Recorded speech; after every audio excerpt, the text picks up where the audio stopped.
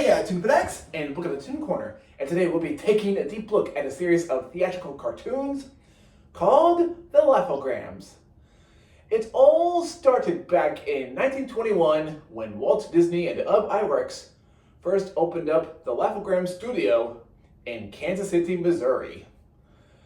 The first Laugh-O-Grams cartoon was called Newman's Laugh-O-Grams, which basically has Walt Disney drawn up all these funny cartoon scenarios that evolves around the events that was going on in Kansas City at the time. Two things you would note when it comes to the Laugh-O-Grams is that, one, this is where Julius the Cat makes his debut. He made his debut in a Laugh-O-Grams cartoon called Little Red Riding Hood, and he would later on be known as a supporting character for Alice in the Alice comedies.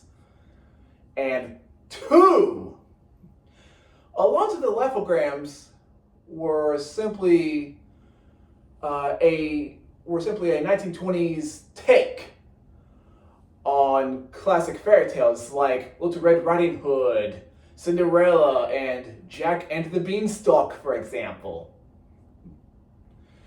There was actually one film that Walt Disney had made that was mostly live action, and it was called Tommy Tucker's Tooth, which was simply made to bring dental awareness.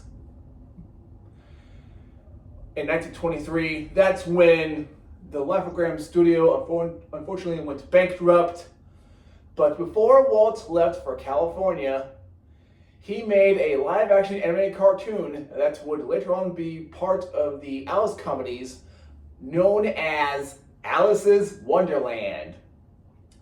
The Laugh-O-Grams are a series of theatrical cartoons that I totally recommend.